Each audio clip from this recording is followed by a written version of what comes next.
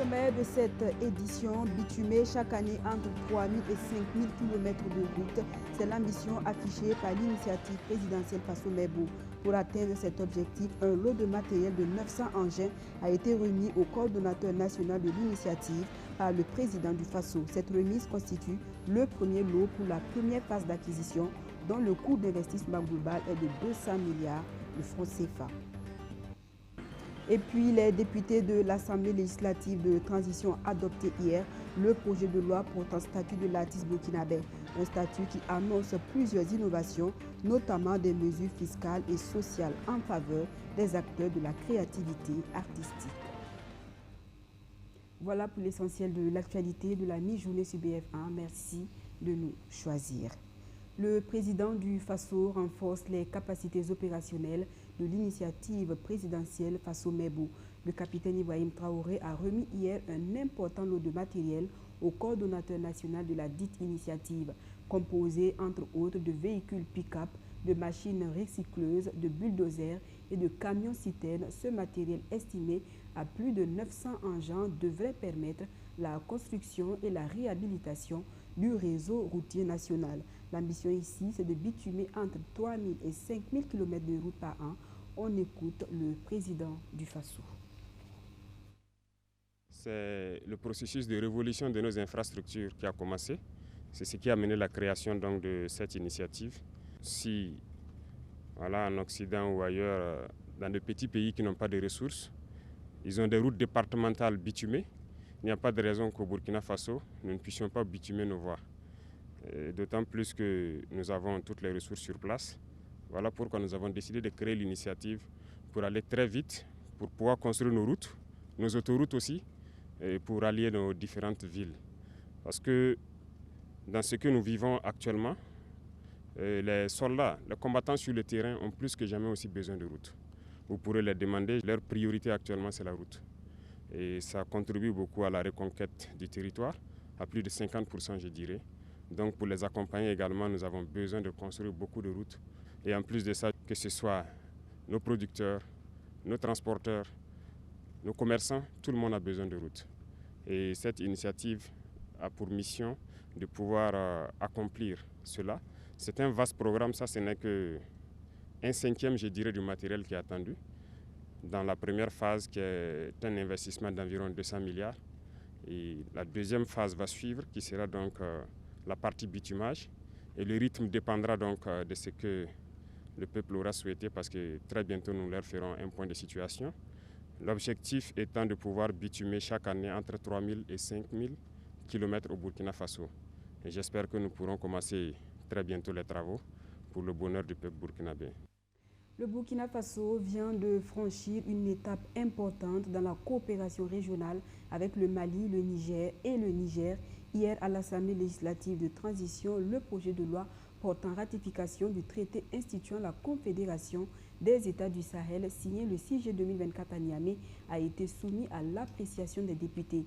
À l'issue du vote, le projet de loi a été adopté à une large majorité avec 70 voix pour et une abstention. À travers l'adoption de ce traité, Ouagadougou, Bamako et Niamey vont renforcer leur coopération dans des domaines stratégiques tels que la défense, la diplomatie, la sécurité et le développement économique.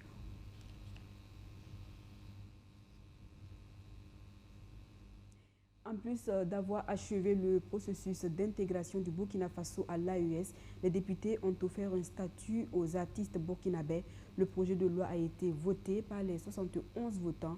Il annonce plusieurs innovations, notamment des mesures fiscales et sociales en faveur des acteurs de la créativité artistique.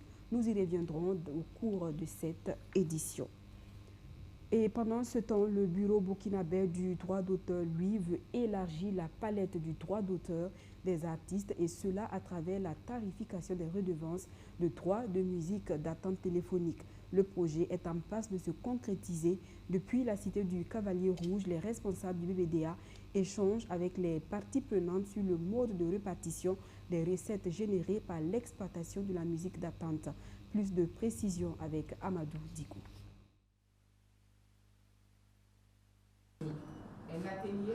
Bientôt, les artistes musiciens percevront des droits sur leurs œuvres utilisées par les téléphonies mobiles comme musique d'attente.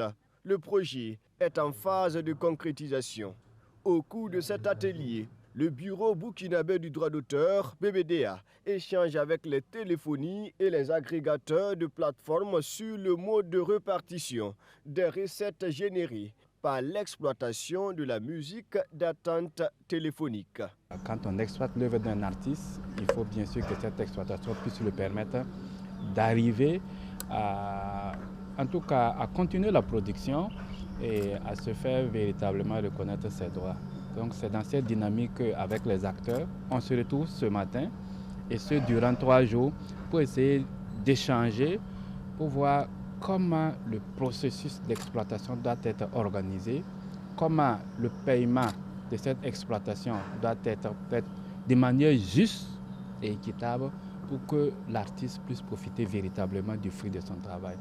Donc notre attente réellement, c'est qu'on puisse avoir un mécanisme et un modèle clair, consensuel de tous les acteurs pour en tout cas faciliter le processus de la gestion collective côté musique d'attente. Cet atelier de réflexion sur la tarification des redevances de droits de la musique d'attente téléphonique fait suite à plusieurs préoccupations soulevées par les artistes créateurs sur la répartition de leurs droits. Pour le ministère en charge de la culture, l'aboutissement de cette initiative est une reconnaissance au travail de création artistique. La musique d'attente téléphonique est le fruit d'un travail créatif et subsume un véritable enjeu économique qui mérite d'être appréhendé par les acteurs intervenant dans les processus. Par conséquent, il est impératif d'établir un équilibre qui puisse garantir une juste rémunération des artistes pour l'utilisation de leurs œuvres.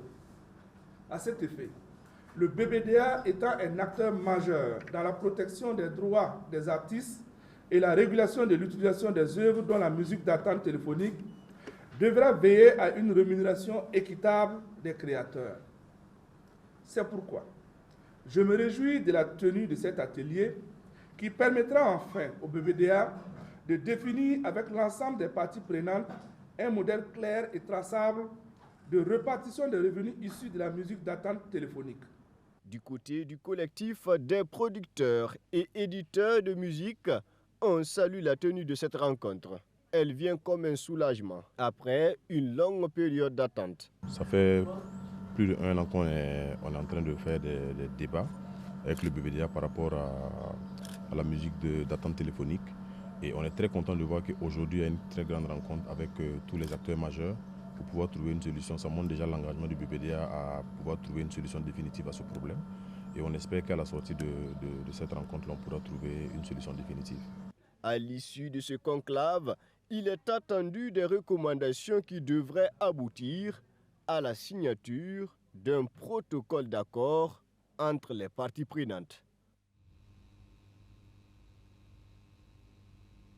Pendant que le Bureau burkinabé du droit d'auteur élargit la palette du droit d'auteur des artistes, les députés de l'Assemblée législative de transition, eux, offrent un statut aux artistes burkinabés. Un projet de loi a été adopté à cet effet par les 71 votants. Il annonce plusieurs innovations, notamment des mesures fiscales et sociales en faveur des acteurs de la créativité artistique. Abdou Razak Traoré. L'artiste burkinabé peut enfin bomber sa poitrine. Il a désormais un statut clair et reconnu par l'État. Le gouvernement l'a voulu et l'Assemblée législative de transition a donné son onction ce 27 mars. Un élan historique plébiscité par l'ensemble des 71 membres de l'ALT. C'est la révolution dans le secteur des arts et de la création. Alors il faut dire qu'après l'adoption en décembre de la loi 041 portant organisation du cinéma, de l'audiovisuel et de l'image animée, aujourd'hui nous avons franchi un pas supplémentaire dans notre volonté de mieux structurer le secteur de la culture de façon générale. Aujourd'hui, la loi qui vient d'être adoptée, votée par l'Assemblée, porte statut de l'artiste. Pour nous, il est aujourd'hui important d'offrir à l'ensemble des artistes de meilleures conditions pour exercer leur profession et aussi pour mieux vivre de cette profession-là. Parce que nous faisons face aujourd'hui à des réalités qui n'honorent ni l'État, ni le secteur de la culture, ni les artistes eux-mêmes. Le monde artistique burkinabé bénéficie désormais donc d'un cadre juridique clair visant à renforcer l'expression artistique et la promotion des valeurs culturelles locales. L'adoption de ce projet de loi permettra à l'État de mieux structurer le secteur, contribuant ainsi au développement socio-économique du pays. La loi prend désormais en compte les collaborations artistiques et les modalités de l'exercice de l'activité artistique au Burkina Faso. L'innovation la plus attendue, des mesures fiscales et de sécurité sociale au profit des artistes et des professionnels de la culture. Les artistes n'en attendent pas moins. Et franchement, je suis très fière par cette loi parce qu'on était vraiment très soif d'avoir cette loi. Parce qu'en tant qu'artiste, je prends la grande famille d'artistes, et en tant qu'artiste, quand on est malade, il faut qu'on fait des collectes, il faut qu'on demande pour qu'on vienne nous aider. Pourtant, nous portons le flambeau de toute une nation. Je sais que par rapport à l'allègement fiscal, ça pourra aider pas mal d'artistes. Parce que souvent, tu arrives, quelqu'un t'invite par exemple sur son plateau, ou bien il te dit, bon écoute, tu sais, moi, par rapport à ma structure, je dois reverser 25% aux impôts. Donc il te propose un cachet, je vous donne un exemple de 100 000, et automatiquement, tu sais que les 25 000 là, il va prendre ça. Bon, c'est lui qui dit qu'il a reversé. Cette adoption était également une prescription de l'UNESCO sur le statut de l'artiste. Ce chiffre à présent, plus de 2 millions de personnes au Burkina Faso sont atteintes d'une maladie rénale chronique et plus d'1 millier de patients sont sous dialyse selon le ministère en charge de la Santé. 723 décès dus à l'insuffisance rénale chronique ont également été enregistrés dans le pays. Ces statistiques datent de 2023. La situation est donc alarmante et il faut la changer. L'association burkinabé des dialysés et insuffisants rénaux, elle, mise sur la sensibilisation des jeunes. Au même moment, le département de Robert Kagogo, lui, veut améliorer la prise en charge de l'insuffisance rénale chronique à travers la transplantation rénale. Ce sera une première au Burkina Faso et cela va soulager un tant soit peu les malades. Abdou Aziz Saré. C'est une lueur d'espoir qui se profile à l'horizon pour les nombreux malades souffrant d'insuffisance rénale au Burkina Faso. Cette année, selon le ministère de la Santé, le pays prévoit réaliser ses premières transplantations rénales sur des donneurs compatibles. Une avancée marquant un tournant dans la prise en charge de l'insuffisance rénale chronique au pays des hommes intègres. Donc la transplantation, c'est d'ailleurs la meilleure prise en charge de la maladie rénale chronique au stade 5 parce que ça offre une meilleure qualité de vie aux patients. Mais malheureusement, on n'a pas encore cette technique-là ici, mais le gouvernement est à pied d'œuvre pour que ça soit une réalité et très prochainement. En 2023, les statistiques estimaient à 2,5 millions le nombre de personnes souffrant d'une maladie rénale chronique au Burkina Faso. Toujours selon les chiffres du ministère de la Santé, le pays comptait en 2023 plus d'1 millier de patients sous dialyse. Cette même année, 727 décès liés à l'insuffisance rénale chronique ont été enregistrés. Afin d'éviter que cette maladie continue de faire des victimes, l'association burkinabé des dialysés et insuffisants rénaux sensibilise la jeunesse. Donc nous disons que c'est vraiment un message fort que nous voulons apporter dans cette journée de internationale de la santé, mondiale de la santé, afin que l'on comprenne que les reins valent la peine d'être protégés. Et nous n'en avons pas plusieurs et chaque personne n'a que 2 reins et donc il faut tout faire pour les protéger. Actuellement, le pays ne dispose que de 6 centres d'hémodialyse fonctionnels repartis dans les villes de Ouagadougou, Bobo-Dioulasso, Waïgouya et Tenkodogo. L'offre va continuer de s'accroître selon le ministère de la Santé avec l'ouverture prochaine de nouveaux centres d'hémodialyse dans les CHR de Gawa, Fadangourma, Banfora, Dédougou et Dori. comme vous le savez, le Burkina Faso est en train de faire des efforts colossaux pour permettre donc une meilleure prise en charge de ces malades-là. En témoigne donc la gratuité de la dialyse, ensuite les différents centres qui sont en train d'être ouverts un peu partout dans le pays. C'est vrai qu'on pourrait dire que c'est insuffisant vu le nombre de malades qui augmente, mais c'est déjà une prouesse parce que l'État vraiment s'investit par rapport à cela. Cette année, la journée mondiale du rein, qui se tient chaque deuxième jeudi du mois de mars, est commémorée sous le thème « Comment vont vos reins ?» Une détection précoce protège la santé de vos reins. Un thème qui invite chacun à prendre conscience de l'importance du dépistage et de la prévention des maladies rénales, véritable menace silencieuse pour la santé.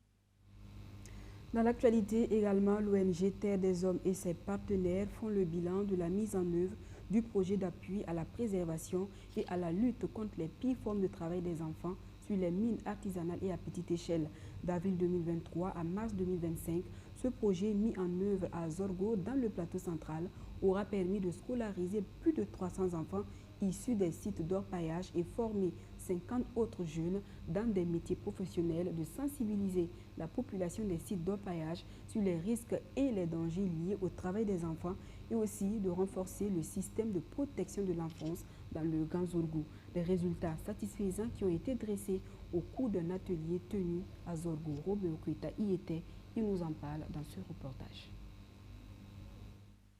Dans la commune de Zorgo, dans le Grand Zorgo, la ruée vers l'or sur les sites d'orpaillage est la première cause de désertion des élèves de l'école. Selon les autorités provinciales, près de 10 établissements privés ont dû fermer leurs portes par manque d'élèves. Ce n'est donc pas un hasard si l'ONG Terre des Hommes et ses partenaires ont orienté leurs actions dans cette zone. D'avril 2023 à mars 2025, le projet d'appui à la préservation et à la lutte contre les pires formes de travail des enfants sur les mines artisanales et à petite échelle CARA s'est attelé à lutter contre le phénomène. À l'heure du bilan, plusieurs résultats ont été atteints. Dans le cadre de la mise en œuvre de nos activités, on a scolarisé 316 enfants qui ont été identifiés sur 5 sites d'orpaillage dans la province du Grand Zorgo. Il y a eu également aussi le renforcement des capacités de nos acteurs, de nos partenaires institutionnels et communautaires dans le cadre de pouvoir accompagner le projet CARA à éveiller les consciences, également aussi à sensibiliser la population des sites d'orpaillage sur les dangers, les risques liés au travail des enfants au niveau des sites d'orpaillage. Les activités proprement dites ont été menées sur le terrain par les cellules communautaires de protection de l'enfance, mais également avec le syndicat des orpailleurs. Donc nous, on voit même que le projet est assez original parce que c'est ceux mêmes qui emploient les enfants qui se sont mis même à l'œuvre pour pouvoir sensibiliser. Ça veut dire que d'ores et déjà, nous avons foi que ça a bien marché, d'autant plus que les employeurs de ces enfants au niveau des mines se sont impliqués pour bien sûr le déroulement de ces activités-là. Durant ces 2 années de mise en œuvre, le projet CARA a aussi œuvré au renforcement du système de protection de l'enfance à l'échelle de la province du Grand Zorgo.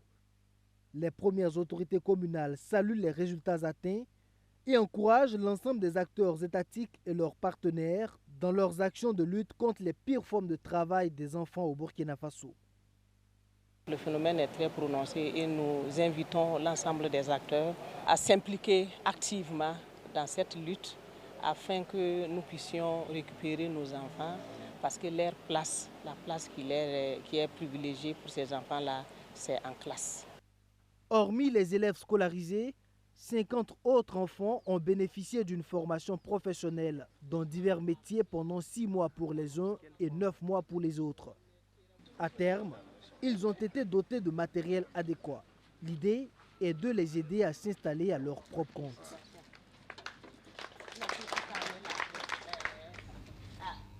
Les 8 finalistes de la compétition Orange Music Talent ont fait leur entrée en résidence créative mardi dernier. Ils seront pendant plusieurs semaines coachés par des icônes de la musique burkinabé comme Amity Meria, Smarty ou encore Bila Kakura. L'idée étant de leur permettre de libérer leur génie créateur pour tenter de remporter au soir du 23 mai prochain le trophée de la compétition et la somme de 5 millions de francs CFA. Arsène Kondikama. Sur le parvis de l'hôtel où ils vont séjourner, les 8 finalistes de Orange Music Talent arrivent dans des véhicules blancs. Les voitures se glissent doucement jusqu'à l'entrée principale, les portes s'ouvrent et les artistes finalistes sortent à tour de rôle sous les applaudissements. Ils sont accueillis par Amity Meria et Bila Kakura, icônes de la musique burkinabé, avant de recevoir le chapeau de Sapouné des mains du directeur marketing de Orange Burkina. Ces 8 finalistes de la première édition de Orange Music Talent font ainsi leur entrée en résidence créative jusqu'au 10 avril prochain. Moi particulièrement, j'attends beaucoup de cette résidence. J'espère qu'avec nos coachs, on pourra apprendre beaucoup plus que ce qu'on sait déjà. On aura l'expérience parce que ce qui est bien avec cette émission, c'est qu'on est beaucoup dans la pratique. Donc c'est vraiment ça que nous attendons de nos coachs, la pratique. 3 mentors vont accompagner les finalistes dans leur processus créatif. Bila Kakura, Amity Meria et Smarty. Ensemble, ils vont apporter à ces jeunes des conseils techniques et une diversité de perspectives et d'expériences. On ne va pas aller à l'académie pour apprendre à chanter les gammes. Je crois que la plupart d'entre eux connaissent déjà un peu. On a le travail vocal à proprement dit. Aider certains qui n'ont pas peut-être leur registre, travailler sur les rythmiques, travailler sur les arrangements, comment jouer avec un groupe sur scène, un guitariste, un batteur, comment gérer le niveau des instruments pour être plus à l'aise, comment gérer une balance par exemple, comment régler son retour pour pouvoir être à l'aise sur la scène, chanter dessus. Donc c'est des choses comme ça qu'on peut leur apporter. Plus de 500 candidats de plusieurs localités du pays ont été enregistrés au départ. Pour les initiateurs, Orange Music Talent s'inscrit dans une dynamique de promotion de la culture locale tout en offrant aux artistes de nouvelles opportunités. Il faut aussi préparer la relève. C'est très important de travailler à donner au Burkina des talents de demain. Et ces talents de demain-là méritent d'être accompagnés. Et c'est ce que nous, chez Orange, nous avons compris. Notre devoir, c'est aussi accompagner la culture burkinabé sous toutes ses facettes. Et la musique fait partie des créneaux sur lesquels nous travaillons depuis des années. Orange Music Talent est un tremplin pour nous pour donner vraiment l'opportunité aux artistes qui ne sont pas aujourd'hui connus du grand public, d'être connus, de leur donner une chance en tout cas d'exprimer leur talent artistique au travers d'une compétition de cette envergure et d'un accompagnement sur mesure par Orange Burkina. La résidence créative se tient du 25 mars au 10 avril prochain.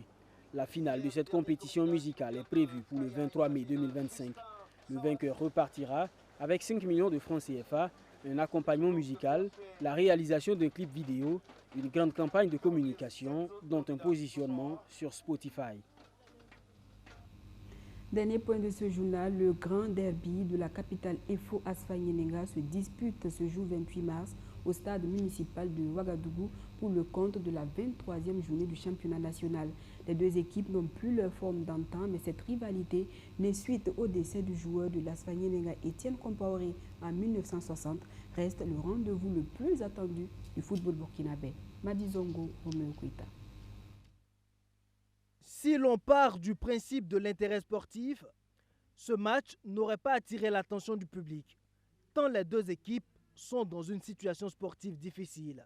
Cette saison, l'Asfanyenenga 12e avec 25 points et l'Efo 13e avec 22 unités luttent pour leur maintien dans l'élite du championnat burkinabé. L'essentiel là, c'est quoi? C'est de maintenir l'équipe. Et aujourd'hui, j'ai tout eu la foi que cette équipe va être maintenue. On va souhaiter en tout cas que le prochain match du championnat, qu'on puisse en tout cas avoir les 3 points. Parce que l'objectif, c'est toujours le maintien. Mais l'Efo et l'ASFA demeurent les clubs les plus populaires et surtout les plus titrés du pays. Ils totalisent à eux seuls 26 couronnes de championnat du Burkina. Leur rivalité née en 1960 suite à la mort du joueur Etienne Compaoré reste le rendez-vous le plus attendu du sport roi. Étoile GA, c'est le derby de la capitale. Vous imaginez qu'un étoile géant, si tu es un joueur soit de l'Étoile ou de la GIA, même si tu étais malade la veille, un palu de 40 degrés, personne ne te dit que tu dois échouer. Tu sais que tu vas échouer. Les rivaux légendaires sont d'ailleurs en regain de forme. Les Faux a battu Salitas 2-0 et l'Asfa Yenega a atomisé l'AS Sonabel 3-0 pour le compte de la 22e journée. De quoi nourrir la confiance dans les deux camps. Dieu merci, depuis que j'ai pris le club, mon équipe joue au football. Ça, c'est ce que je retiens d'abord. Dieu merci, on a marqué un but. Vers la fin, on a marqué un deuxième. Je suis content surtout pour mes joueurs, parce que c'est les enfants du joueur, ils souffraient quand même. À chaque fois, on était inconstant dans les résultats. On gagne un match et puis le prochain match, c'est soit un match nul ou une défaite. Maintenant, en tout cas, les enfants, ils ont appris la leçon et on a enchaîné une deuxième victoire. Et en tout cas, on souhaiterait en tout cas le prochain match qui est contre l'Étoile, qui est en tout cas le Classico. On va aller chercher une troisième victoire d'affilée. Dans les autres matchs du jour, il y a les retrouvailles d'Amadou Sampo avec le RCK dans le duel USFA-RCK sur le terrain de la FBF. L'AS Douane effectue un déplacement périlleux à Koudougou où l'attend la SEC. À Banfora, l'USCO va tenter de se faire une petite santé face au Real du Faso. Voilà, ainsi s'achève notre version de l'actualité de ce 28 mars 2025. Merci de l'avoir suivi. On se retrouve demain pour un nouveau journal. Excellent après-midi en compagnie des programmes de la chaîne au cœur de nos défis.